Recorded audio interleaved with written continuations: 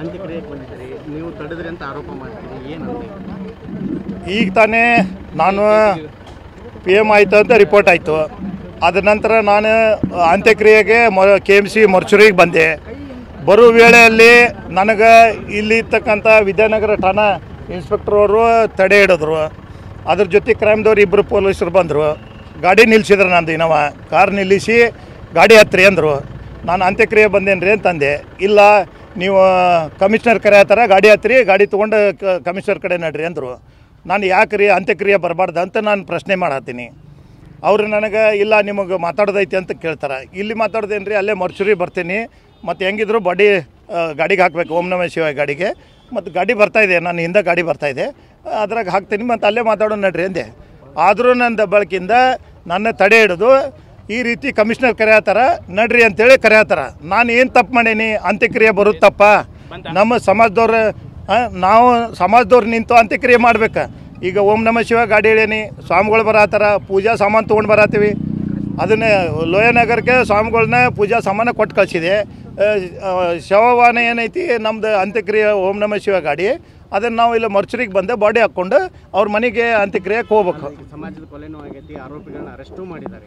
ಈಗ ಅವ್ರು ನಿಮ್ಮ ರೂಟ್ ಕೇಳ್ತಿದ್ರು. ನಾ ಹೇಳೇನಿ ರೂಟ್ ಬೆಳಗ್ಗಿಂದ ನನ್ನ ಜೊತೆ 7:40ಕ್ಕೆ ACP ನಾಯಕ್ ಸಾಹೇಬರು ನನ್ನ ಜೊತೆ ಮಾತಾಡ್ಯಾರ. ರೂಟ್ ಹೆಂಗೆ ಎಲ್ಲ ಕೇಳಿದರು. ಆಯ್ತು ಸರ್ ಅಂತೇಳಿ ನಾವು ಏನು ಮಾಡಿದ್ವಿ, ಇದಕ್ಕೆ ಕೊಟ್ಟಿವಿ, ಏನೋ ಚೆನ್ನಮ್ಮ ಸರ್ಕಲ್ ಇತ್ತು, ಅದ್ರ ಬದಲಿ ನಾವು ಹೊಸೂರು ಸರ್ಕಲ್ ಮಾಡಿಕೊಂಡು ಹೊಸೂರು ಮಾರ್ಗವಾಗಿ ಗೋಕುಲ್ ರೋಡ್ ಹೋಗಿ ಲೋಯನಗರಕ್ಕೆ ಹೋಗಿ ಲೋಯನಗರದಿಂದ ಆನಂದ್ ನಗರ ರುದ್ರಭೂಮಿಗೆ ಹೇಳೇವಿ. ಇದೇ ರೂಟ್ ಎಲ್ಲ ಹೋರಾಟಗಾರಿಗೂ ಹೇಳೀನಿ, ಆಟೋ ಚಾಲಕರ ಸಂಘರಿಗೂ ಹೇಳೀನಿ, ನಮ್ಮ ಸಮಾಜದವ್ರಿಗೂ ಹೇಳೀನಿ. ಅದನ್ನು ಕೇಳೋಕೆ ಮಾನವೀಯತೆಯಿಂದ ಕೇಳಿದರೆ ನಾನು ಫೋನ್ನಾಗ ಹೇಳೇನಿ ಅವ್ರಿಗೆ. ಆದರೂ ಇಲ್ಲಿ ಬಂದು ನಾನು ತಡೆ ಹಿಡಿದು ನಡು ರಸ್ತೆದಾಗ ಈ ರೀತಿ ಮಾಡೋದ್ರಿಂದ ನಮಗೆ ಎಷ್ಟು ಭಯ ಆಕೈತಿ ಅಂದರೆ, ಈ ರೀತಿ ಒತ್ತಡ ಮಾಡಿದರೆ ನಾವೇನಾರ ಮನೀತೀವಿ. ಈಗಾಗಲೇ ನನ್ನ ಮಗಳು ಕೊಲೆ ಆಗಿದ್ದೆ, ನನಗೆ ಸಾಕಷ್ಟು ನೋವೈತಿ. ಅದ್ರ ಜೊತೆ ಅಂಜಲಿದಾತು, ಅದ್ರ ಜೊತೆಗೆ ಆಕಾಶದಾತು.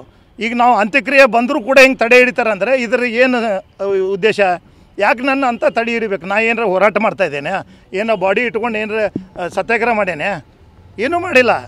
ಈಗ ಅದ್ರ ನಿನ್ನೆ ಕಂಪ್ಲೇಂಟ್ ಆಗೈತಿ, ಅದ್ರ ಪ್ರಕಾರ 8 ಮಂದಿ ಆರೋಪಿನ ಹಿಡ್ದೇನೆ ಅಂತ ವರದಿ ಹೇಳಿದರು. ಆಯ್ತು, ಸಂತೋಷ ಆತ್ರಿ, ಇನ್ನೊಂದು 4 ಮಂದಿದ ಹಾಕ್ರಿ ಅಂತ ಹೇಳೀನಿ.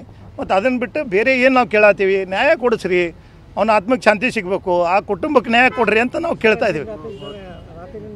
ಇಷ್ಟೆಲ್ಲ ಇಟ್ಕೊಂಡು ನನ್ನ ಮೇಲೆ ಈ ನಿಮ್ನೆ ಮಾಡೋದ್ರಿಂದ ಏನು ಬರ್ತೈತಿ? ಯಾಕೆ ಹಿಂಗೆ ಮಾಡ್ತಾರೆ ಪೊಲೀಸರೇ?